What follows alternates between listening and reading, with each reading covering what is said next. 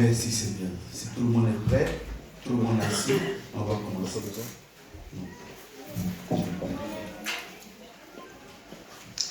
Dieu des grâces, je veux bénir ton nom. Je veux te dire merci.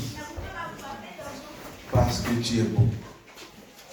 Tu renouvelles tes bontés et tes compassions chaque matin. Ce matin, tu les as renouvelées. Demain matin encore, tu les renouvelles. Jusqu'à ce que Christ vienne nous chercher. Seigneur, c'est une grâce de te connaître. De t'avoir comme Seigneur, comme sauveur personnel. Merci pour tous nos bien-aimés. Merci pour l'Église. Merci pour toutes les autres communautés. Toutes les autres églises, Seigneur, que tu as unies ce matin. Et tu te tiens au milieu d'elles. Non seulement, Père, pour te réjouir avec tes enfants, mais pour bénir chacun. Afin que personne ne retourne tel qu'il est venu. Père, nous savons comme ta prophétie l'a encore dit ce matin. Tu as pris le fardeau de chacun. Tu as pris le poids de chacun. C'est pourquoi nous allons retourner, Seigneur, sentir libre, léger, déchargé, libéré, délivré, guéri au nom puissant de Jésus. Amen. Parce que tout est dans ta parole. Ta parole libère, ta parole protège, ta parole restaure, ta parole guérit. Merci de nous faire grâce, de nous compter parmi les vivants, tandis que beaucoup sont restés dans leur sommeil. Merci encore, mon Dieu, parce que ta présence, un jour, une heure, une seconde avec toi, vaut mieux que des milliers de jours ailleurs. Alors nous bénissons ton nom, parce que tu bénis l'auditoire, tu bénis l'entendement, tu prépares les cœurs de chacun, et que ta parole ne tombe pas dans les oreilles oubliettes, ta parole ne tombe pas aussi dans les ronces, mais qu'elle tombe, Seigneur, dans une terre que toi-même tu as préparée. Alors la terre est fertile, et ta parole va germer au nom de Jésus. Bien-aimés, est-ce qu'on peut acclamer notre Dieu avec grâce ce matin?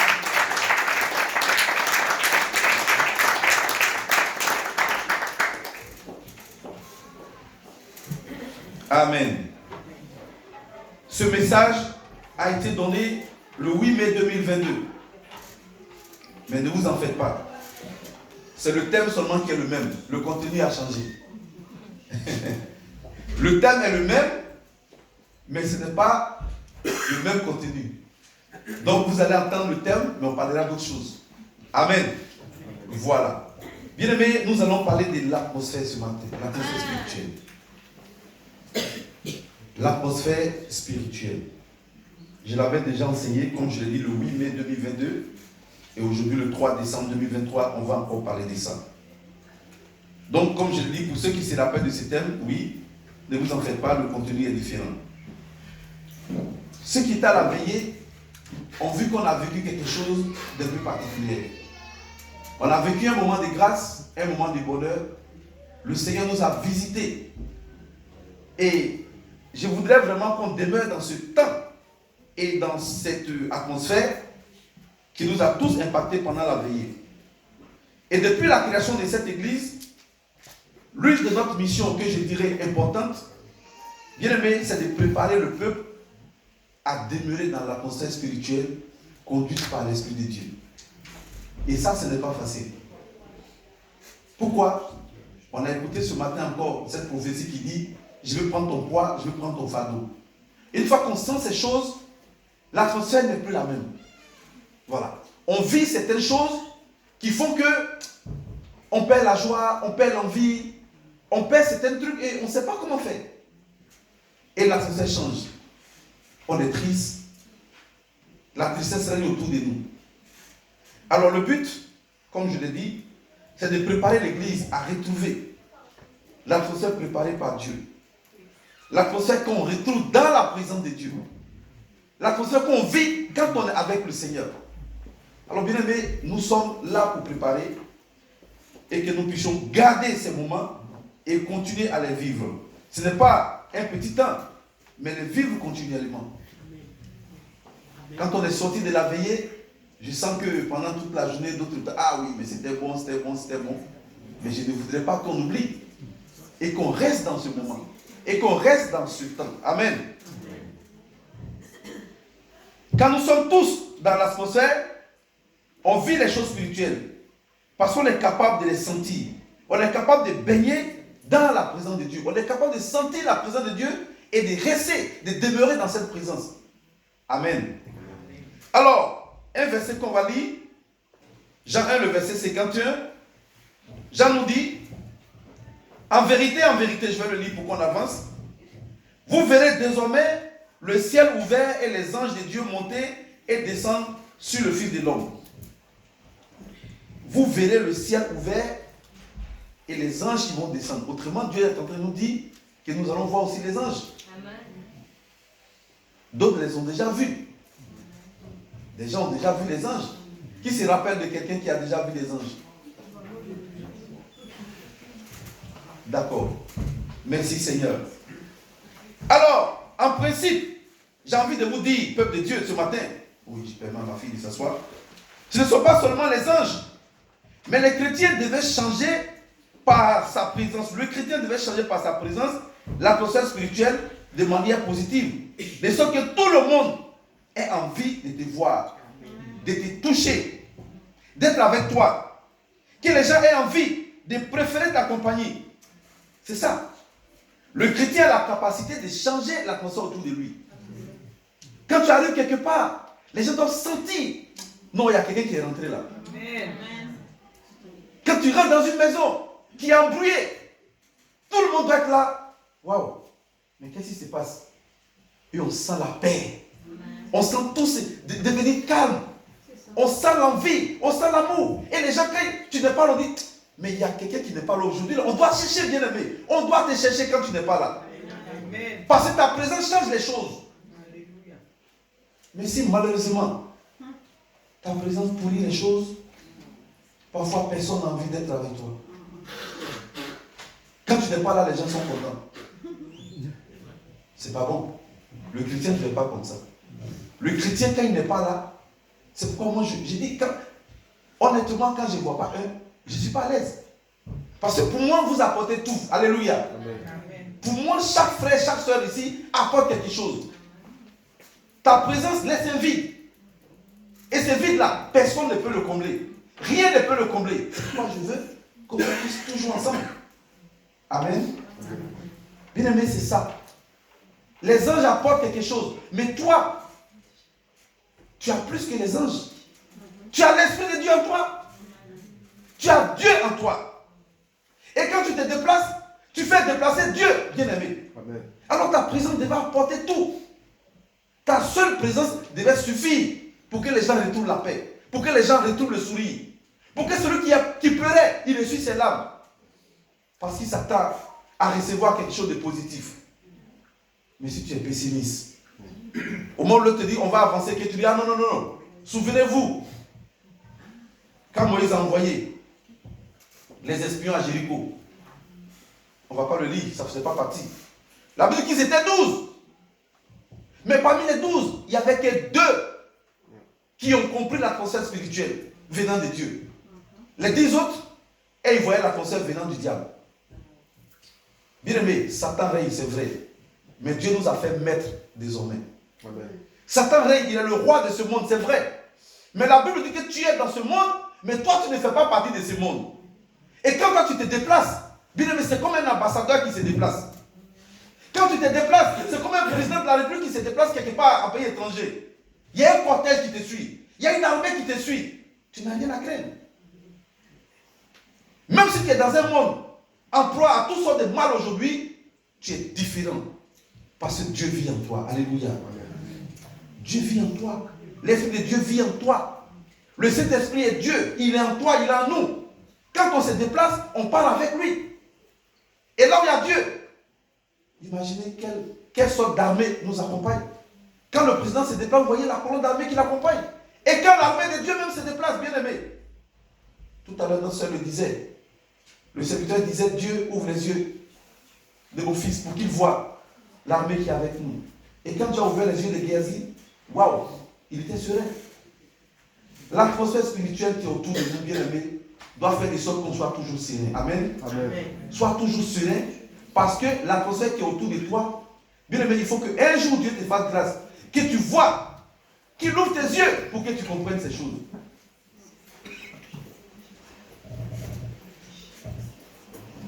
Le chrétien, c'est celui qui sait gérer ses émotions.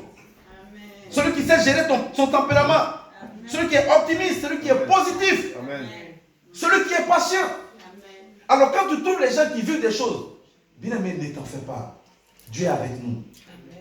Tu le trouves, il pleure, tu dis, ne t'en fais pas. Le consolateur est avec toi. Tout est écrit déjà dans la parole. Il pleure, il a besoin de consolation, mais tu lui présentes le consolateur. Quel est le rôle du Saint-Esprit dans Jean 14? Le consolateur viendra. Donc tu lui présentes le consolateur. Il a faim.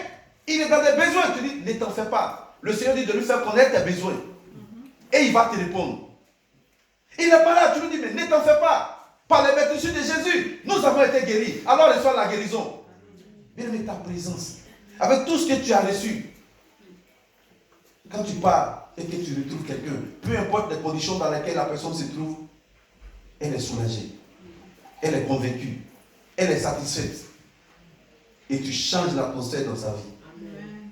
Tu changes l'atmosphère dans sa vie. Parce que tu lui apportes ce qu'elle ignorait. Et même parfois, si elle le sait et qu'elle a battu, tu viens renouveler le flambeau. Tu viens renouveler la flamme. Tu viens booster sa foi. Oui, on peut être avec Dieu et passer par des moments de faiblesse, par des moments difficiles, où parfois on oublie même qu'on est enfant de Dieu. Mais toi qui arrives et qui vois ton frère, qui vois ta soeur dans cet état, c'est là ton rôle de chrétien vient. Je l'ai déjà enseigné 2 dimanches, que le fort soutient le faible. C'est là que tu vas jouer ces rôles. Et bien aimé, ça va toucher le cœur de Dieu. Amen. Amen. Le Seigneur attend ça de chacun de nous. Que le chrétien ne soit pas source de découragement. Non. Que le chrétien ne soit pas source de découragement, ce n'est pas possible. Que le chrétien n'apporte pas la désolation. Que le chrétien n'apporte pas la division. Mais au contraire, tu apportes la réconciliation. On va le voir plus tard. Tu apportes la paix autour de toi. Tu fais régner l'amour, l'attention autour de toi. Et là, comme je l'ai dit, quand tu n'es pas là, tout le monde a envie de te revoir. Ah, mais il n'est pas là. Mais s'il était là, souvenez-vous, lorsque devant la mort, Marthe et Marie étaient là et que tout le peuple était dans la désolation, elle a vu Jésus de loin. Qu'est-ce qu'elle a dit? Oh maître, si tu avais été là. Elle a couru au pied de Jésus. Mais si tu avais été là, toi qui changes l'atmosphère, toi qui changes tout, mon frère ne serait pas mort. Bien aimé, voilà ce qu'on attend du chrétien. Alléluia. Si tu avais été là, Jésus, Lazare ne serait pas mort. Il faut que ta présence marque les gens. Du moins ton absence marque les gens. Il faut que ton absence marque. Si tu avais été là, quelque chose serait passé. Et on ne serait pas dans ces conditions. Et effectivement, Jésus a agi. Parce qu'effectivement, il faut que la parole de Dieu s'accomplisse.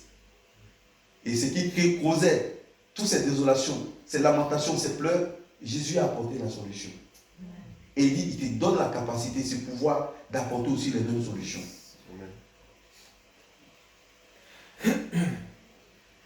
Matthieu, chapitre 18, le verset 20, avant qu'on le lise, nous savons que Dieu est omniprésent. D'accord? Dieu est omnipotent. Tout le monde est d'accord? Omniprésent, ça veut dire quoi? Il est présent partout. Donc au restaurant, Dieu y est. Dans l'avion, Dieu y est. Hier, quand je préparais ce message, il dit, mais le Seigneur est dans les boîtes de nuit. Il est là-bas aussi? J'ai mis une parenthèse. Bien aimé, il est là-bas, non? Même à la mort. Il est partout, non? Ah, mais c'est lui qui le dit. Il est partout. Mais, peuple de Dieu, j'ai envie de vous dire quelque chose de réel ce matin. Dieu est partout. Mais la manifestation n'est pas la même partout. Dieu est partout, mais l'atmosphère ne change pas partout. Alors, à quel moment l'atmosphère change? Le Seigneur le dit clairement dans ce verset. Là où 2, 3 sont assemblés, quoi? À mon nom. Alléluia. Là où 2, 3 sont assemblés, à mon nom, je suis au milieu d'eux. Même s'il est présent partout, dans la boîte de nuit, il ne fait rien. Dans le restaurant, là, il vous regarde. Peut-être parfois, il a dit, c'est bon. Que ça soit ton dernier verre. Il a envie de mettre ça dans ton cœur parfois. Donc, il est partout pour prévenir ses enfants. Dans le véhicule, quand il y a un danger qui arrive, il tourne la voiture. Il est partout pour nous prévenir de tous les dangers. À un moment donné, il te dit, ben, écoute, tu vois, qu'est-ce que tu fais dans cette boîte? Tout ce que tu regardes là, si ça te fait plaisir. Toi, ça te fait plaisir, mais moi, je ne suis pas heureux. Alors, sors de ces lieux. Il y a des gens parfois qui se convertissent comme ça. Donc, il est vraiment présent partout. Mais bien aimé, il fait partout, dans tous ces endroits. son environnement, ou du moins sa puissance ne se manifeste pas dans ces endroits. Sa puissance se manifeste là où les enfants, d'un cœur uni, d'un commun accord, les enfants avec un même esprit, une même pensée, se réunissent et lui rendent gloire. C'est là que Dieu descend et c'est là que Dieu manifeste sa présence. Alléluia. Et c'est ce qu'on a vécu pendant la veillée. Et je voudrais que ces moments demeurent. Je voudrais que ces moments ne soient pas circonstanciels, mais qu'on demeure dans cette période, en partant toujours avec le Seigneur. Alors on peut lire maintenant le verset, Matthieu 18, le verset 20. Matthieu 18, verset 20. Oui. Car là où 2 ou 3 sont assemblés en mon nom, je suis au milieu d'eux. Voilà. Amen. Donc quand le Seigneur vient, parce que 2, 3 sont assemblés en son nom, il vient là maintenant pour manifester sa gloire. Il vient pour manifester sa gloire, pour que ses enfants puissent vivre sa gloire. Et c'est ce qu'on vit. C'est pourquoi il y a des guérisons quand on se retrouve pour prier. C'est pourquoi il y a des délivrances quand on se retrouve pour prier. C'est pourquoi effectivement on vit des choses, on vit des miracles. Parce qu'on est unis, on est rassemblés au nom de Jésus-Christ. Et on l'attend. Alors il nous a fait une promesse et la promesse s'accomplit toujours. Amen. Amen. Alors bien aimé, je vous en prie, lorsqu'on se réunit maintenant, il faut que ça soit au nom de Jésus. Amen. Et quand je dis on est réunis au nom de Jésus, ça veut dire que tout ce qu'on fait doit glorifier Jésus. Parce que très souvent on peut se réunir au nom de Jésus et puis faire des choses qui ne glorifient pas Jésus. On peut dire on s'est réunis au nom de Jésus et on est dans les commérages. Ah oui, nous on est réunis au nom de Jésus et on est dans les calomnies. Ah oui, mais on est réunis au nom de Jésus et on est dans les critiques. Non, on n'est pas réunis au nom de Jésus. Parce que ce qu'on fait là, c'est le diable qui est glorifié. Les actes qu'on pose glorifient le diable. Donc finalement, on est réunis au nom du diable. Et ça fait important quand il voit ces choses. Peuple de Dieu, quand on se réunit, glorifions Dieu. Amen. C'est pourquoi maintenant, j'ai envie de vous dire, après le repas, souvent, on a largement le temps. Moi, j'ai envie de voir des frères et sœurs qui se réunissent, qui prient. Il y a beaucoup de sujets. Il y a beaucoup de sujets de prière. Si vous voulez, je peux vous envoyer les listes tous les matins. Il y a beaucoup de sujets. Réunissez-vous à 2, à 3, on prie. Mais parfois, on va s'asseoir là pour parler d'autres choses. Bon, c'est pas mauvais de temps en temps. Mais que ça ne soit pas d'habitude. Qu'on ne garde pas ses habitudes en fait. On va se retrouver, on va parler de ce qui s'est passé. Ah oui, tu as vu tel frère, tu as vu telle soeur, tu as vu comment il était, tu as vu son habillement ces jours-là. Oh, mais comment il était? Non, sortons de ces choses. Là, ce n'est pas une réunion qui honore Jésus. Amen. Amen. Que Dieu nous en préserve. Ne soyez pas tristes. Alors, bien aimé, vous l'appelez. Je vais arriver là après. Je laisse d'abord, je vais arriver là. On va lire un autre verset. Matthieu 13, le verset 57 au verset 58. Matthieu 13, 57 à 58. Oui. Il était pour eux une occasion de chute. Jésus est parti chez lui. Et la Bible dit qu'il était pour eux une occasion de chute, oui. Mais Jésus leur dit, un prophète n'est méprisé que dans sa patrie et dans sa maison. D'accord. Verset 58. Oui. Et il ne fit pas beaucoup de miracles dans ce lieu à cause de leur incrédulité. Donc bien aimé, Jésus, le grand Dieu, n'a pas pu faire des miracles là. Pourquoi? À cause de l'atmosphère spirituelle. L'incrédulité ici, ça tue l'œuvre du Saint-Esprit. L'incrédulité ici, ça détruit la foi. L'incrédulité, c'est le contraire de la foi. Et sans la foi, on ne peut rien faire. Donc, puisque le peuple était incrédule, ben, Jésus n'a pas pu faire des miracles. C'est la Bible qui le dit, c'est pas moi. Et là, il était où? Il était chez lui. Les gens qui devaient se rassembler pour honorer, pour glorifier Dieu, ils vont se rassembler ici pour ne même pas croire ce qu'il fait. Pour ne même pas croire ce qu'il dit. Alors qu'ils ont vu tous les miracles. Jésus a fait tellement de miracles ailleurs que chez lui-même bien aimé, c'est comme dans le monde ici, il va se planter. Il n'a rien fait. Pourquoi? C'est pas qu'il n'est pas capable de le faire. Mais c'est parce que le peuple là était incrédule. Alors souvent, moi j'entends des choses. Voyez, quand on vient à l'église et que nos pensées sont dehors, on ne peut rien vivre. Quand on vient à l'église et qu'on est là seulement de corps et notre esprit et toutes nos pensées sont dehors, bien aimé, on va retourner tel qu'on est venu. Et souvent on va se plaindre pour dire non mais Dieu n'est pas là-bas. Bien aimé, Dieu est là. C'est toi qui n'es pas prêt à le recevoir. Alléluia. Amen. Dieu est là, c'est toi qui n'es pas dans l'atmosphère pour vivre avec lui. C'est tout. Dieu est là. Mais c'est toi qui ne veux pas remplir les conditions. Dieu est là-bas, il te touche. Mais c'est toi qui es insensible. Dieu est là-bas, il touche tes oreilles. Mais c'est toi qui les bouges. Il est là en train de chuchoter dans ton oreille. Mais tu le chasses comme on chasse un moustique. Quand on dort souvent et que le moustique vient, on le chasse. Alors que c'est la voix de Dieu. Parce que tu n'es pas prêt à comprendre, à entendre et à recevoir. Ce n'est plus Dieu. Ce n'est pas la faute au Seigneur, c'est ta faute à toi-même. Jésus est allé. Il a fait tellement de miracles ailleurs. Il arrive chez lui. Il tombe sur des peuples qui ne sont pas prêts. Alors ce qu'on a vécu pendant la veillée, et souvent ce qu'on vit pendant les louanges, bien aimé, vous voyez, quand l'église est portée, quand tout le monde se laisse conduire et qu'on participe, Dieu travaille. Ce matin, les chants ont tenté encore de vous booster. Moi j'étais là, je suivais tout. J'ai dit oui, il y a des périodes comme ça. C'est qu'on prend le temps pour vous préparer. Quand ça va devenir de manière spontanée, oui. Quand toute l'église va se lever quand il faut se lever, quand l'église va chanter quand il faut chanter, bien aimé, les portes là même risquent de sauter. Je vous le dis. Parce qu'on est tous dans l'atmosphère. On est tous connectés. Et l'esprit descend, l'esprit travaille, l'esprit nous remplit, l'esprit il nous envoie. Mais si on est là de corps, pas d'esprit, pas de chair, c'est pas intéressant. Il y avait un frère en Afrique qui disait au pasteur, chaque fois qu'on dit, venez on va prier. Oh pasteur, je suis avec vous en esprit. Il ne vient jamais prier. Pasteur, je suis avec vous en esprit, d'accord. Et cette soirée-là, qu'elle a dit, je suis en esprit, aujourd'hui là, c'est ton corps aussi, on veut. Viens aussi avec ta chair. Ton esprit, on a tellement vu, aujourd'hui on veut voir ta chair. Viens aussi avec ta chair. Ne laissez pas plus. Amen. Amen. Alors soyons là plutôt d'esprit. Soyons là en esprit. Parce que Dieu vient en esprit. Et l'esprit de Dieu ne peut parler qu'à ton esprit. Si tu es là qu'avec ton corps, bien aimé, tu n'auras rien. Parce que Dieu ne parle pas à ton corps. Il n'y a pas de connexion entre ta chair et l'esprit de Dieu. L'esprit de Dieu ne peut parler qu'à ton esprit. Mais si ton esprit est ailleurs, c'est comme si tu n'es pas venu au culte. L'atmosphère est là. L'atmosphère est là. Mais tu ne peux rien vivre parce que ton esprit est loin de la présence de Dieu. Amen. Je parle à des gens ce matin. Amen. Merci Seigneur. Alors j'ai envie de vous faire aussi une petite parenthèse. J'ai envie de vous parler légèrement de l'atmosphère émotionnelle que j'appelle aussi superficielle, dont Jésus a parlé. Alors, elle ne suffit jamais à l'épreuve. L'atmosphère émotionnelle superficielle ne suffit jamais. Elle est éphémère. Pourquoi? Parce que le fait que le Seigneur intervienne, le fait que la personne est appelée à vivre des situations, mais l'émotion disparaît. Alors on va le voir dans Matthieu 13. Toujours dans l'atmosphère, on va le voir dans Matthieu 13, le verset 20 au verset 21. Lisons-le rapidement. Verset 20 à 21. Oui. Celui qui a reçu la semence dans des endroits pierreux, oui. C'est celui qui entend la parole et la reçoit aussitôt avec joie. Arrête-toi là. Donc la Bible dit quoi? Dès qu'il reçoit la parole, il est heureux. L'atmosphère change. Mais c'est émotionnel ça. C'est éphémère. Il reçoit là. Wow, mais je suis content. Non, mais c'est ce que Dieu a fait aujourd'hui.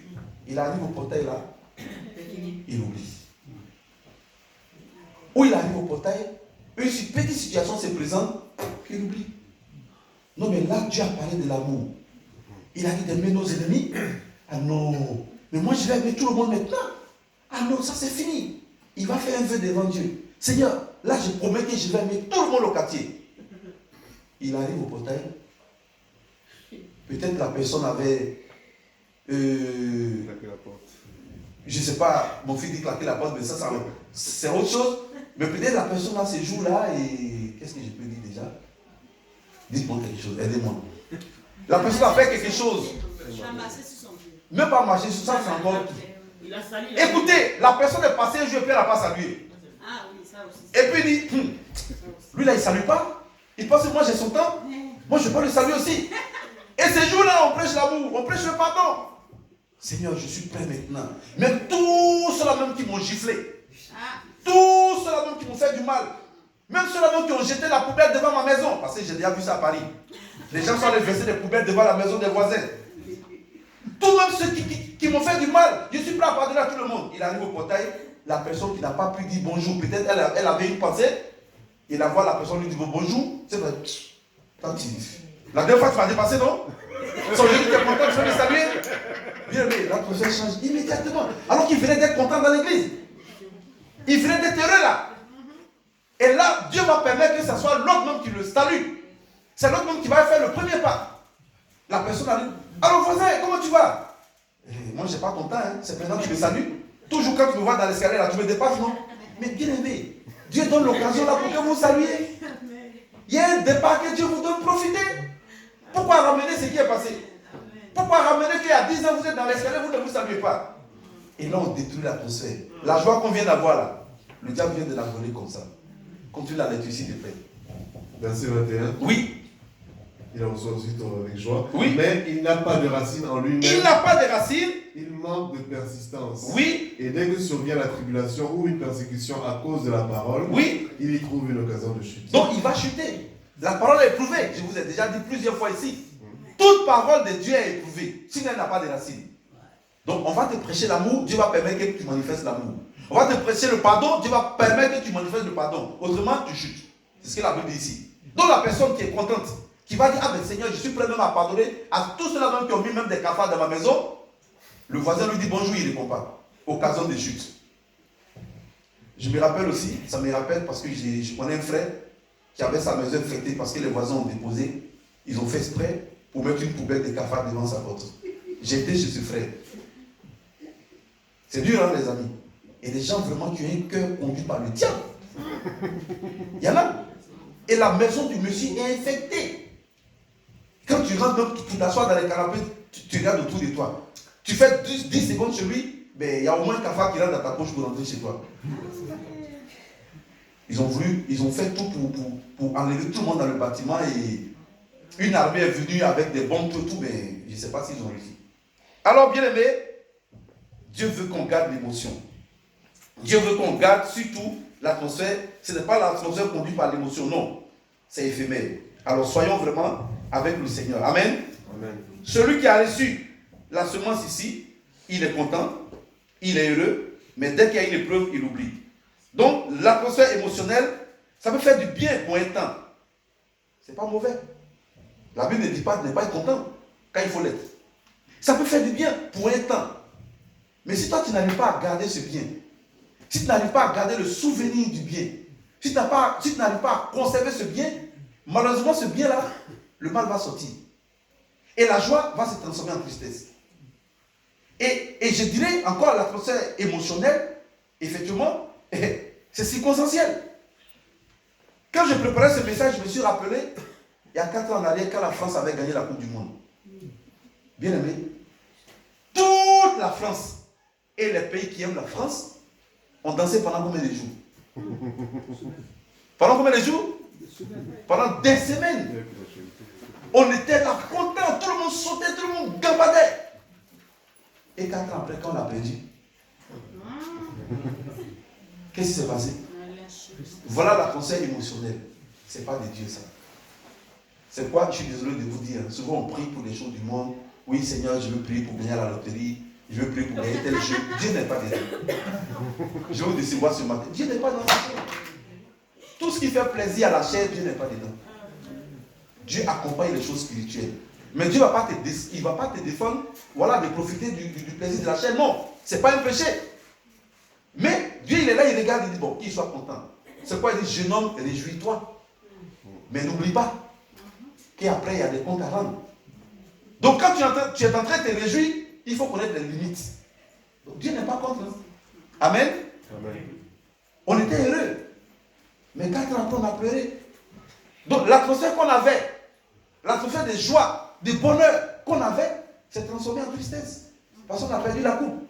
Mais est-ce que la coupe va nous envoyer au ciel? Non. C'est pourquoi Dieu nous a regardés comme ça. On était tellement contents. Il dit, bon, descendez un peu les jeunes. Amen. C'est un peu dur, non? C'est un peu dur? Donc, bien aimé, la joie. Oui, on a gagné la coupe du monde, était heureux. Mais après qu'on l'a perdu, ben voilà, l'atmosphère promise par la parole de Dieu. La Bible dit que l'atmosphère qui vient de Dieu nous transforme. Et elle dure toute la vie.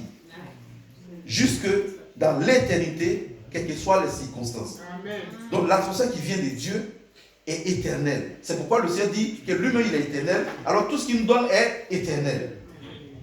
On va voir un personnage dans ce contexte qui a su comprendre quelque chose. Et je voudrais encourager toute l'église à vivre comme ce personnage. Genèse, chapitre 18, le verset 1 au verset 13. Mais je voudrais quand même le résumer. Vas-y vite. Genèse chapitre 18, verset 1 à 13. Oui. L'Éternel lui apparut parmi les chaînes de Mamré, oui, comme il était assis à l'entrée de sa tente pendant la chaleur du jour. Verset 2. Il leva les yeux et regarda, et voici, 3 hommes étaient debout près de lui. Quand il les vit, il courut au-devant d'eux, depuis l'entrée de sa tente, et se prosterna en terre. Et il dit, Seigneur, si j'ai trouvé grâce à tes yeux, ne passe point, je te prie, loin de ton serviteur. Permettez qu'on apporte un peu d'eau pour vous laver les pieds et reposez-vous sous cet arbre. J'irai prendre un morceau de pain pour fortifier votre cœur, après quoi vous continuerez votre route. Car c'est pour cela que vous passez près de votre serviteur. Ils répondirent, fais comme tu l'as dit. Abraham alla promptement dans sa tente vers Sarah, et il dit, vite, 3 mesures de fleurs de farine, pétris et fais des gâteaux. Et Abraham courut à son troupeau, prit un veau tendre et bon, et le donna à un serviteur qui se hâta de l'apprêter. Il prit encore de la crème et du lait avec le veau qu'on avait apprêté, et il les mit devant eux. Il se tint lui-même à leur côté sous l'arbre, et ils mangèrent. Verset 9. Alors ils lui dirent, où est Sarah, ta femme? Il répondit, elle est là, dans la tente. L'un d'entre eux dit, je reviendrai vers toi à cette même époque, et voici, Sarah, ta femme, aura un fils. Amen. Arrête-toi là. Amen. Bien aimé, Abraham a vu qui de loin? Les anges. Non, la Bible dit quoi ici? Il a vu 3 hommes. Je disais tout à l'heure, on verra des anges. Abraham a vu 3 hommes. Et quand on lit ce récit, c'est des hommes naturels comme vous et moi. Parce qu'il dit, je vais vous envoyer de l'eau pour vous laver les pieds. Donc quelque part, si je le prends dans le contexte littéraire, ils étaient peut-être sales. Ben voilà. Ils ont marché, ils avaient de la boue, de la poussière sur les pieds, tout et tout. Comme vous et moi, si on marche d'ici jusqu'à Nîmes par exemple. Donc des humains comme vous et moi.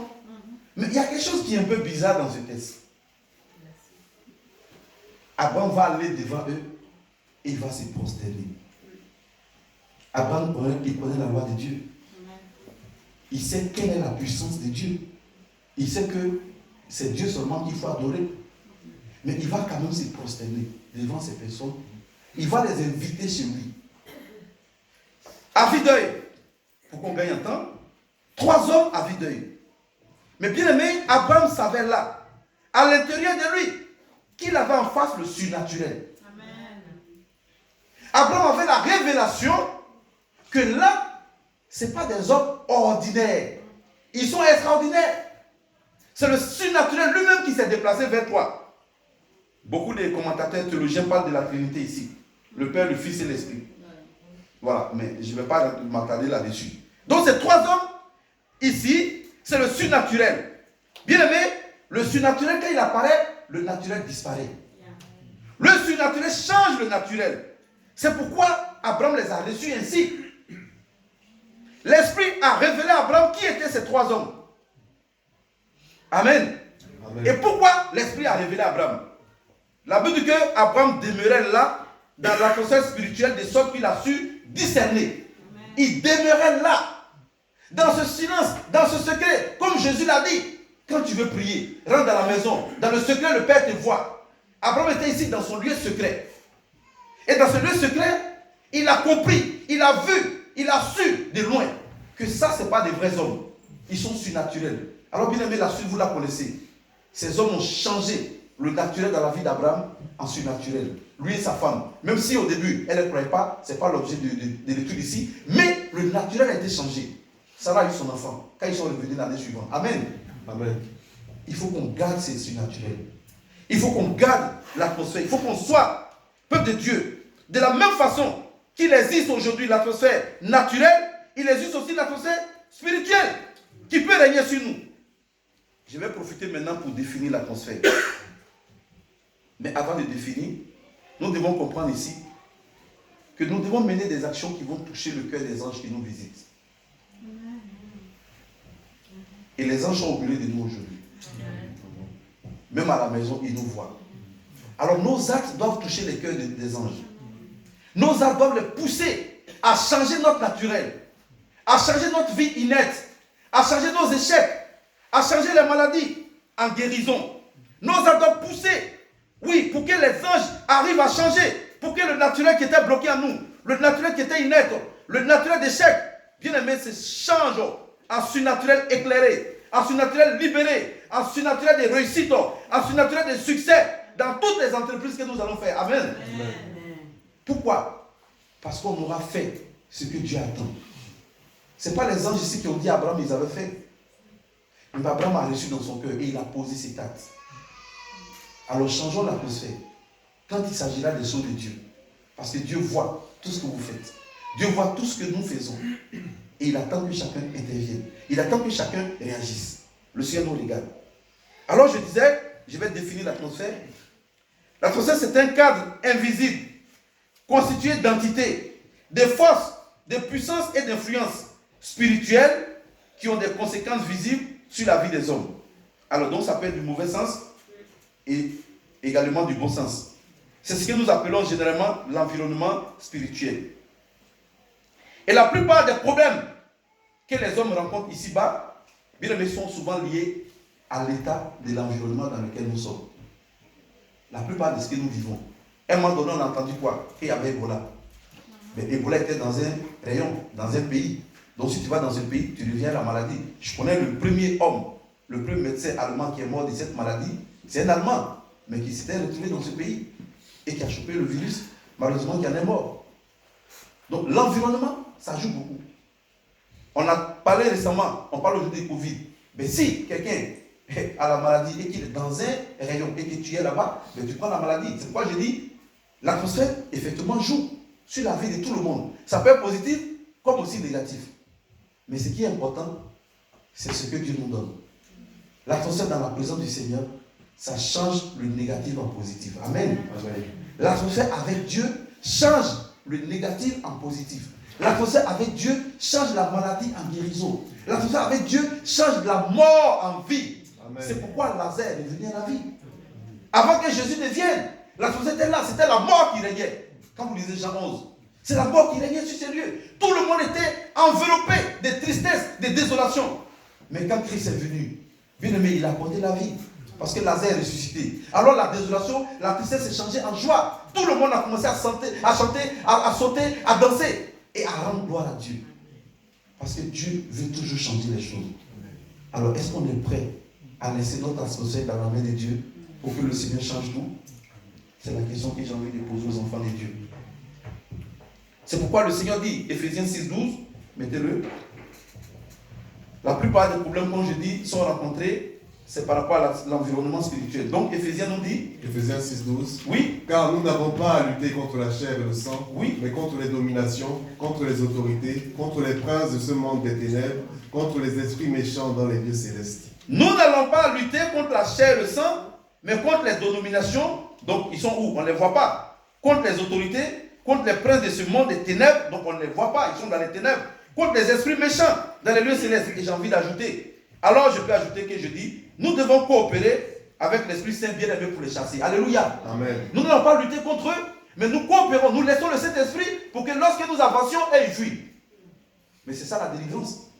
Quand on impose la main à quelqu'un, comme le Seigneur le dit dans Marc 16, vous imposerez vos mains aux malades, ils seront guéris. Ça veut dire quoi? Toi, tu viens avec autre atmosphère. Tu viens avec l'Esprit de Dieu, et quand tu imposes la main, mais l'Esprit de la maladie qui est là, il fuit. Et la personne est libérée. La personne est guérie. C'est ça. La guérison, c'est être délivré de la maladie. Donc c'est aussi une délivrance qui s'opère. Dieu veut le faire avec tes mains. Amen. Amen. Mais est-ce que tu es prêt? Dieu veut le faire avec tes mains, peuple de Dieu. Cette influence agit, elle conditionne la marche chrétienne de certains fidèles, à savoir. C'est pourquoi, dans Marc, on ne va pas le lire aussi, Marc 5, très souvent quand Jésus rentrait dans un lieu, il disait à tout le monde de sortir avant de prier pour les malades. Vous savez pourquoi? À cause d'eux, beaucoup étaient incrédules. Moi, je ne veux pas voir ça dans l'église. Là, je suis en train de vous exhorter. Je ne prêche pas encore. Le temps viendra où je vais prêcher. Bien aimé, tout ce que je vous dis là, c'est des choses qu'on doit vivre. Peut-être l'année prochaine, on va rentrer dans les prédications. Là, on vous enseigne. Avant de dire, je t'ai dit, avant de dire, mais comment tu ne connais pas 2 fois 2, ça fait 4? C'est que tu lui as déjà enseigné 2 fois 2. Amen. C'est quand tu enseignes au moins 2 fois, 3 fois, 4 fois, qu'un jour tu dis, ah, tu ne connais pas encore 2 fois 2? Mais quand j'arrive dans une église qui dit, vous ne connaissez pas 2 fois 2, je suis un mauvais prédicateur. Qu'est-ce qui me dit qu'on a enseigné 2 fois 2? C'est important. Il faut enseigner avant de prêcher. Amen. Amen. Ben oui. Qui t'a dit qu'ils savent 2 fois 2? Qui t'a dit qu'ils connaissent 3 fois 3? Donc tu ne peux pas venir là et dire non. Jésus, avant de dire génération incrédule, il a pris 3 ans pour former les disciples. Il leur a dit ce qu'ils doivent faire. Et ce jour-là, ils n'ont pas réussi. Il dit, mais jusqu'à quand dois-je vous supporter? C'est là qu'il prêche. Jusqu'à quand? Ça veut dire que je vous ai déjà dit ces choses depuis longtemps. Pourquoi vous n'êtes pas capable de les comprendre? Et quand Paul dit aussi, vous qui depuis longtemps devez avoir la nourriture solide, vous êtes au lait, c'est que longtemps Paul a eu le temps de dire ce qu'il faut manger. Amen. Amen. Donc pour l'instant, on vous enseigne toujours. On n'est pas encore dans les temps de prédication. Parce que quand on va arriver dans les périodes de prédication, vous serez capable de prêcher. Amen. Amen. Voilà. Donc ici, Jésus était obligé de faire sortir certaines personnes. Moi, je voudrais que, quand il s'agira de prier, que toute l'église soit capable de venir prier. Le jour où on va avoir un cas de malade, je ne le souhaite pas. Mais le jour où un malade va sortir là pour dire, j'ai mal, il faut que toute l'église l'entoure pour prier. Je n'ai pas envie de dire à un ou à deux, non, non, vous n'êtes pas encore capable de rester à côté. Je ne veux pas ça. Alors que Jésus le faisait ici. Pourquoi? Parce que les gens n'arrivaient pas à comprendre. Et même quand il devait ressusciter Lazare, il leur a dit, allez dehors, sortez. Les pleureurs, sortez. Ce n'est pas le moment de pleurer.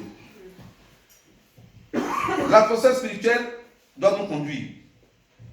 Je vais vous parler de 2 personnes et je vais conclure. On va parler du paralytique. Jean 5, le verset 2 au verset 9. Jean 5, verset 2 à 9. Oui. Or, à Jérusalem, près de la porte des brebis, il y a une piscine qui s'appelle en hébreu Bethesda. Oui. Et qui a 5 portiques. Sous ces portiques étaient couchés en grand nombre des malades. Alors, doucement, la Bible dit qu'il y a un grand nombre de malades. Et la Bible va les citer, oui. Des aveugles, des boiteux, des paralytiques, oui, qui attendaient le mouvement de l'eau. Alors donc, l'atmosphère ici, c'était la désolation. L'atmosphère qui régnait dans ces lieux, c'était la panique, la désolation, la tristesse totale. La Bible dit qu'il y a un grand nombre de malades qui ont cherché des solutions. Rien, nada. Et qui attendaient quoi? Que l'eau bouge. Qui attendaient le mouvement de l'eau. Tous ces malades étaient là, personne ne pouvait les aider. Personne. Oh Seigneur. Personne ne pouvait les aider. Ils étaient tous dans la tristesse. Donc l'atmosphère qui régnait dans ces lieux, frères et sœurs, c'était totalement la désolation. La désolation totale.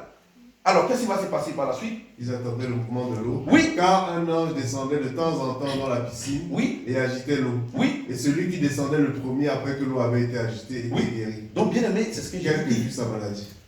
La Bible dit que le premier qui descend dans l'eau est guéri. Mais qu'est-ce qui fait que la personne qui descend dans l'eau est guérie? Parce que l'ange qui vient là, il change l'atmosphère. L'ange qui descend dans l'eau change l'atmosphère. Tu ne pouvais tous se jeter dans l'eau. Mais il faut attendre que l'atmosphère change d'abord. Alléluia. Amen. Il fallait qu'ils attendent que l'atmosphère change. Et quand l'atmosphère change, ils le sentent comment? L'eau bouge, l'eau s'agite. Celui qui est le premier à se jeter dans l'eau, il sort guéri, quelle que soit la maladie. Voilà ce que j'ai commencé à vous enseigner au début. Et je dis que vous êtes capables parce que nous avons l'Esprit de Dieu en nous. L'ange lui vient changer, mais nous on a l'Esprit de Dieu de manière permanente en nous. Il faut que la connexion, il faut que l'œuvre de l'action du Saint-Esprit soit permanente en chaque frère et en chaque sœur. Pour que partout, les malades n'attendent pas qu'un ange vienne remuer l'eau. Pour que partout, les gens n'attendent pas que quelqu'un vienne remuer l'eau. Non, mais que ta présence seulement apporte la vie, apporte la guérison, apporte le soulagement que les gens n'ont pas. Amen. C'est ce que je vous disais au début. Donc il fallait que l'ange vienne ici pour remuer l'eau, pour que l'atmosphère change et que le malade reçoive la guérison.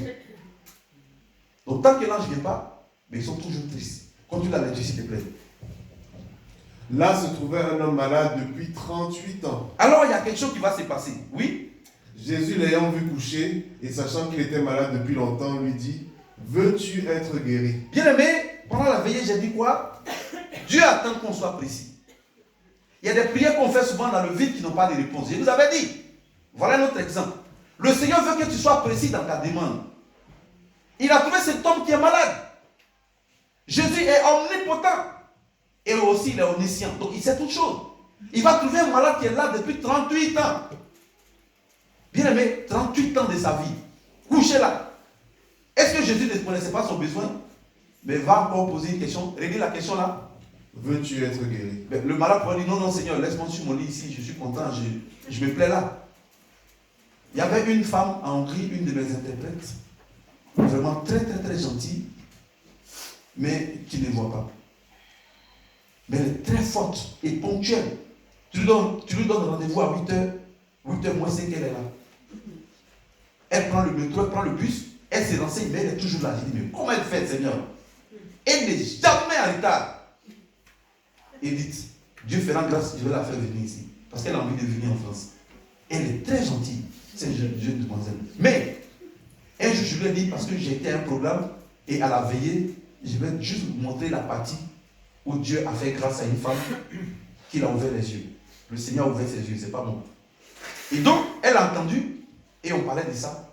Et je lui ai dit, mais est-ce que tu ne veux pas qu'on prie pour tes yeux? Elle dit, Zénas, je vais te dire la vérité. Peut-être si je peux voir un jour, pour que le reste de ma vie, mes yeux se ferment, et je serai content. Et pourquoi? Elle dit, je suis déjà habitué à cette vie. Si mes yeux s'ouvrent aujourd'hui, je vais réapprendre des choses. Et je ne saurais même pas m'orienter. Mais c'est là que j'ai compris. Mais j'ai dit, mais Seigneur, mais tu fais un miracle là. Je comprends maintenant pourquoi elle a l'heure. N'importe quel arrêt de bus, dans la capitale, n'importe quel quartier, tu lui dis, je suis ici. Elle dit, à quelle heure? Tu dis à 8h, mon ami, 8h, elle est là. À quelle heure elle se lève à la maison, sachant qu'elle a plusieurs correspondances, mais elle est là. Alors, bien aimé, j'ai compris qu'il y a des choses parfois qu'on n'arrive pas à comprendre, qu'on ne peut pas demander. Je ne suis pas posé la question au paralytique. Est-ce que tu veux guérir? Moi, j'ai posé la question à la soeur. Elle a dit non, je préfère rester comme ça. Je suis déjà habitué. Elle avait presque 40 ans. Je suis déjà habitué à cette vie. Si on ouvre mes yeux, ce n'est pas évident que j'apprenne à comprendre les choses. J'ai dit bon, je comprends. Alors Jésus va demander au paralytique, est-ce que tu veux être guéri? Bien aimé, écoutons la réponse du paralytique. Le malade lui répondit. Il va répondre. Seigneur, oui, je n'ai personne pour me jeter dans la piscine quand l'eau est agitée. Est-ce qu'il a répondu à la question de Jésus? Non. Voilà comment souvent nous prions. Veux-tu être guéri? Seigneur, toi-même tu sais que quand l'eau là, quand on commence à... Quand on commence à réduire le temps que je vais m'apprêter, quelqu'un est parti avant moi. Ce n'est pas la réponse. Veux-tu être guéri? Amen, Seigneur, je veux guérir maintenant. Alléluia. Amen. Peuple de Dieu, veux-tu être guéri? Amen. Amen. Maintenant. Ce n'est pas demain. Il n'y a pas de raisonnement ici. Alors, quand je lisais ça, j'ai vu deux peuples, deux individus, sinon deux personnalités. Dimanche, je suis passé, je vous ai parlé de la femme qui perdait son sang. Et elle, qu'est-ce qu'elle a fait? Elle a dit, il faut que j'aille toucher Jésus. Parce que là, l'atmosphère de là-bas, ça n'a rien à voir avec ce que j'ai vu ici. Là-bas, c'est la guérison. Là-bas, c'est la vie. Il faut que je le touche pour recevoir la guérison. Elle a lutté, elle a touché Jésus, elle est guérie. Et voilà que Jésus même vient. Il se déplace, il trouve le malade. Il lui dit, cette fois-ci, toi, tu veux quoi? On a vu aussi Bartimée. Bartimée aussi qui a crié. Et Jésus dit, tu veux quoi? Il dit, je veux que mes yeux s'ouvrent. Ouvre tes yeux. Et là, ici, Jésus pose la question simple. Est-ce que tu veux guérir? Et la personne répond, pardon, relis la partie. Seigneur, je n'ai personne pour me jeter dans la piscine quand l'eau est agitée. Oui. Et pendant que j'y vais, un autre descend avant moi. Oui, voilà. Verset 8. Oui. Pendant que j'y vais, un autre descend avant moi. Entre nous, est-ce qu'il y a la réponse à la question de Jésus dans tout ce qu'il a dit? Même pas. Il faut qu'on arrive à répondre au Seigneur. Dieu veut la précision. Souvent tu pries, tu demandes des choses à Dieu, mais tu déposes un sac devant Dieu. Sors le contenu pour dire, Seigneur, aujourd'hui là, voilà ce que je veux. J'ai fait mon jeûne de 3 jours. Seigneur, je veux le couper, je veux manger du poulet, ou bien je veux manger de la pintade. Voilà. Tu es précis. Seigneur, je veux manger pintade. Après 3 jours de jeûne, j'ai fait, je veux manger pintade. Bien, mais Dieu va te donner pintade. Mais tu dis, Seigneur, j'ai faim, je veux manger. Et qu'on te donne du pain. Ou bien on te donne chou-fleur, brocoli. Ah, mais Seigneur, moi, j'aime pas les légumes. Hein? Non, tu as dit, j'ai faim, je veux manger, il te donne.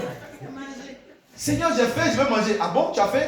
Une seule vient avec un plat, c'est brocoli, bien c'est chou-fleur. Ou bien, ben, c'est autre chose. Ah, mais moi, je voulais la viande.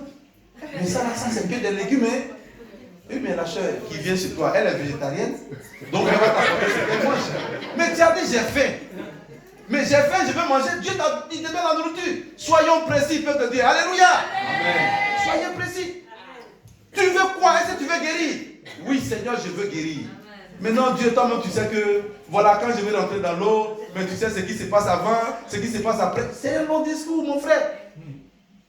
Dieu est Dieu des précisions. Bartimée, tu veux voir? Oui, Seigneur. Que veux-tu? Je veux voir. Là, ici, on lui propose. C'est ça qui me fait mal, cette partie. Jésus lui tend la pêche. À Bartimée, c'était une question simple. Qu'est-ce que tu veux? Bartimée a fait le choix. Je veux voir. Et ici, Jésus dit, est-ce que tu veux guérir? Sachant qu'il est malade, il entre dans un discours. Peuple de Dieu, sortons des discours. Amen. Amen. Et soyons précis. Quand on parle à Dieu, soyons précis. Verset 8. C'est bon, on saute cette partie. Alors, je vais lire la conclusion. Comme vous le savez, la semaine prochaine, là j'ai eu une pensée hier, je vais la partager tout à l'heure avec les responsables et pendant le repas, on va passer la nouvelle. S'il faut maintenir ou bien s'il faut changer un peu, voilà, la pensée m'est venue et je ne vais pas décider seul. Donc tout à l'heure, pendant le repas, vous aurez l'info. Et vous savez qu'on va évangéliser la semaine. Et la Bible dit que quand on va évangéliser, qu'est-ce qui se passe? C'est Dieu qui nous envoie. Parce que dans Matthieu 11, Matthieu 28, à partir du verset 19, on ne va pas le mettre tout à l'heure, vous connaissez ce verset par cœur. Qu'est-ce qu'il dit? Allez, allez et faites de toutes les nations des disciples. Allez. Donc Dieu nous a envoyés pour aller faire des nations des disciples. On va aller dans les rues de Sommières pour faire du peuple de Sommières les disciples de Jésus. On va aller dans les environs. On va aller à Montpellier. On va aller à Nîmes pour faire des disciples. Allez. Faites de toutes les nations, faites de toutes ces villes des disciples. Alors, bien aimé, qu'est-ce que Dieu dit de ses envoyés? Jean 3, 34. Jean 3, le verset 34. Jean 3, verset 34. Oui. Car celui que Dieu a envoyé, celui que Dieu a envoyé, dit les paroles de Dieu. Il dit les paroles de Dieu. Parce que Dieu ne lui donne pas l'esprit avec mesure. Bien aimé, donc quand Dieu nous envoie, la Bible dit qu'il ne donne pas l'esprit avec mesure. Ça veut dire quoi ces versets? Il ne donne pas l'esprit avec mesure. Comment vous le comprenez? Il donne abondamment. Ça veut dire que tu es rempli et tu débordes. Amen. De sorte que l'esprit puisse toucher tout le monde. Amen. Mais c'est ce que Pierre a fait. L'ombre de Pierre guérissait le malade. C'est ce que Paul a fait. Le mouchoir de Paul guérissait le malade. Parce que Dieu les a envoyés. Et là, on se prépare pour être envoyé aussi. Il dit, allez, celui que Dieu envoie, il ne lui donne pas l'esprit avec mesure. Il ne lui donne pas l'esprit avec mesure. Il ne limite même pas l'esprit qu'il lui donne. L'esprit est illimité. Il le remplit du Saint-Esprit. L'onction se dégage pour changer l'atmosphère. Alléluia. Amen. C'est ce que je disais tout à l'heure. L'onction se dégage. L'onction te remplit. Et quand il dit qu'il nous a donné le ministère de la réconciliation, c'est là on le voit. En fait, tu arrives dans une maison remplie de conflits, de mésententes ou même de guerres comme on le voit aujourd'hui. Bien aimé, tu changes la situation conflictuelle. Amen. Amen. Tu changes la situation de guerre en amour, la situation de guerre en pardon, en réconciliation. C'est ce que le Seigneur veut faire. C'est pourquoi il dit, il ne donne pas l'esprit avec mesure. Il va demain vous nous envoyer vers des gens qu'on va rencontrer dans les rues. Certainement d'autres vont dire, je suis malade. Comme il ne te donne pas l'esprit avec mesure, n'hésite pas à dire, est-ce qu'on peut prier ensemble? Amen. Amen. Amen. J'irai dans le contexte. Hein. L'atmosphère. Tu arrives chez quelqu'un qui est malade, il est considéré comme ce malade qui est couché à la piscine de Bethesda depuis 38 ans. Tu ne sais pas combien de temps la personne est malade. Je n'ai pas envie de t'écouter parce que j'ai mal à la tête. Il ne faut pas être déçu. J'ai la solution. Tu connais Jésus? Jésus, ben, il peut te guérir. Si tu veux. Si tu es d'accord. Et tu lui donnes une bonne pêche. Et tu pries avec lui. Je me rappelle lorsqu'on est allé sur le marché de Calvisson, après un jour, une rencontre à Congénie, mais il y a eu des guérisons au marché. Au point où la dame dit, mais est-ce que vous pouvez prier sur le mouchoir? Parce que j'ai ma maman qui est à 500 km d'ici, je vais aller la voir la semaine. On dit oui, donc ton mouchoir va prier. On n'a pas pu prendre son numéro parce qu'elle avait des trucs partout dans les doigts. Dieu l'a guéri. Maïté et Marie-Pierre sont encore au milieu de nous parce qu'elles ont vécu quelque chose qui m'a beaucoup marqué. En Afrique, on prie, on a vu beaucoup de miracles, beaucoup de guérisons, comme ici aussi, on les voit. Mais elles étaient témoins. Quand j'étais encore au Gros du Roi, en rééducation, ces jours-là sont venus me saluer. Une jeune demoiselle qui venait d'accoucher au Sénégal, elle a eu un AVC à l'accouchement. Et Dieu lui a fait grâce, elle a eu un visa médical. Donc, transportée d'urgence sur Paris. De Paris, non. Je croyais qu'elle est venue à Montpellier, mais je n'avais plus de place. Elle s'est retrouvée au Gros du Roi avec moi. Et ce jour-là, elle est venue dans ma cellule. Le côté gauche était bien, mais le côté droit était plié comme ça. Même la main était comme ça. Donc elle ne peut pas élever un bébé. Elle est restée là 3 mois. Elle voyait son bébé par WhatsApp chaque soir. Mais tout son cœur, c'était de retourner au pays. Et ce jour-là, Dieu lui a fait grâce aussi. Parce que l'atmosphère de la chambre, là où j'étais, Dieu est venu la changer. Amen. Le moment où la fille est venue me rendre visite, quelques temps après, Maïté, Marie-Pierre, et puis avec qui encore Maïté? Marie-Pierre, avec qui? Marie-Claude. Elles étaient trois. Et quand on priait, on voyait le bras de cette sœur qui est venue, les doigts qui sont remis, et le même soir on dit, ben, c'est fini, vous rentrez au pays. Mais elle n'a jamais pu dire là-bas qu'ils ont prié pour moi, non. Pour eux, ils ont fait le traitement, elle est guérie. Elle a eu son billet d'avion, elle est retournée s'occuper de son bébé. Alléluia. Bien aimé, Dieu veut que nous changions l'atmosphère. C'est pourquoi il dit, il ne va pas te donner l'esprit avec mesure. Alors on va prier. On va prier pour aller sur le terrain. On va prier pour aller sur le terrain et l'atmosphère va changer. On a déjà prié dans Sommières. On a pris contrôle. Et on va continuer encore cette année, en fin d'année. On va prendre contrôle. L'ivraie qui a poussé entre temps, on va déraciner l'ivraie. Pour que le blé commence à croître de plus en plus. Amen. Amen. Parce que je sais qu'on n'est pas beaucoup. Quand on dit souvent qu'il n'y a pas de place, on n'est pas nombreux. On peut faire 10 cultes. Ah ben oui, on peut faire 3, 4, 5 cultes. L'église dans laquelle moi j'étais à Budapest, ils font 5 cultes. À 6h, ceux qui ont envie d'être là à 6h, ils sont là. Ceux qui ont envie d'être là à 8h30, ils sont là. Donc de 6h à 8h30, de 9h à 11h, ceux qui ont envie d'être là, ils sont là. Tout le temps, il y a des gens. Alléluia. Et récemment, vous avez entendu aux États-Unis, oui, les louanges qui ont eu lieu pendant combien de jours? Des jours, non-stop. Mais c'est ça l'atmosphère, mes amis. Quand Dieu change l'atmosphère, on ne peut plus s'arrêter. Et moi, je veux qu'on le vive. Je veux qu'on vive ces choses. Alors, on va prier pour la fin. Il faut que nous changions tout. La Bible dit, avant que le Saint-Esprit ne descende, les disciples étaient où? Et ils étaient combien? Et quels sont ceux qui ont reçu le Saint-Esprit? Ce sont les 120. L'atmosphère a régné, l'atmosphère s'est montrée, l'atmosphère a été propice et ils ont reçu l'Esprit de Dieu.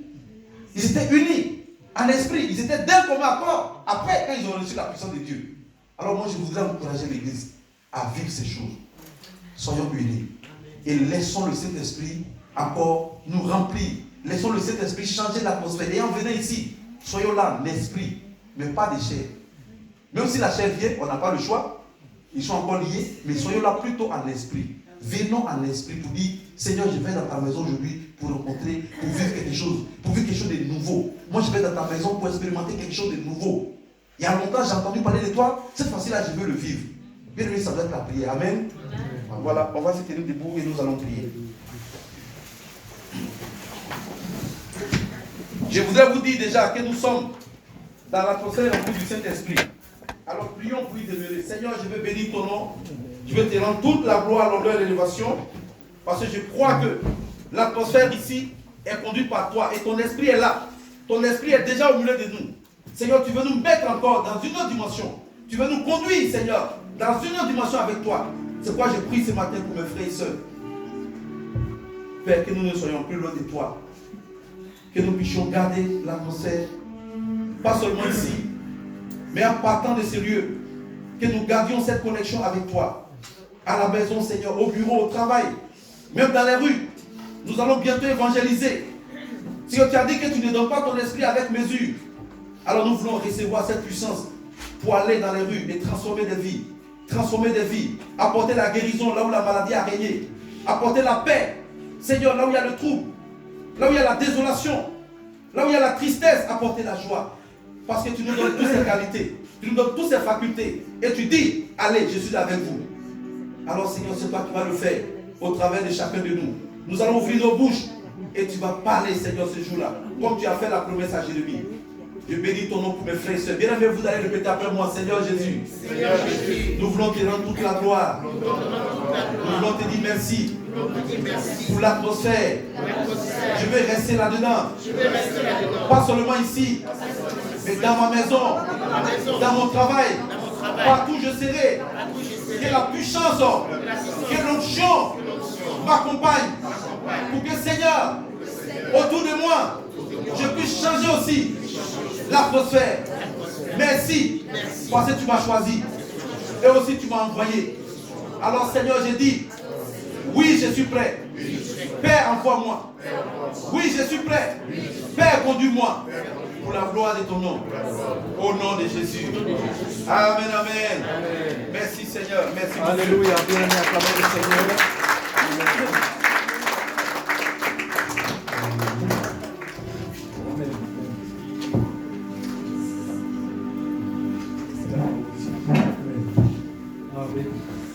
Bien-aimés, on va prier, on vient d'entendre encore que le Seigneur n'est pas limité. Voilà que l'atmosphère dans laquelle nous nous trouvons nous permet à Dieu d'agir. Alléluia. Donc, on va... Ah, je vais changer un petit peu. Alors, on a dit que notre Seigneur, il est omniprésent. On dit qu'il est présent partout. Alors ce matin, on va prier pour une amie qui devait venir nous rejoindre ce matin et qui, en route, a eu un AVC. Imaginez un petit peu. Il était en route pour venir ici et qui a eu un AVC. Donc on va prier vraiment que le Seigneur intervienne dans cette circonstance-là et qu'il la délivre de l'urgence là. Elle s'appelle Christelle. Donc bien aimé, élevons ensemble la voix de cette amie. Père Dieu, sous le contrôle de notre vie, Seigneur. Merci pour ta miséricorde et ta bonté, Seigneur. Tu n'es pas limité, Seieur. Tu nous as dit d'aller partir pour annoncer la bonne nouvelle, Seigneur. Et Seigneur, tu nous as demandé de poser les mains malades pour guérir, Seieur. Père, nous voulons aussi prier à distance comme on l'envoie. Maintenant, nous Seigneur. Maintenant, Seigneur. Maintenant, Seigneur. Sur Christelle, avant de Christelle, maintenant, Seigneur. Là où elle est, Seigneur, dans son hôpital, Seigneur. Seigneur, maintenant, nous voyons, Seigneur, libère-la au nom puissant de Jésus. Nous avons beaucoup d'enfants, Seigneur, dans sa vie, Seigneur. Au centre de la cour, maintenant, Seigneur, la libère, Seigneur. Fais ton œuvre, Seigneur. Parce que toi, tu ne peux pas les limiter, Seigneur. Nous sommes limités par la distance, mais toi, tu ne peux pas les limiter, Seigneur. Et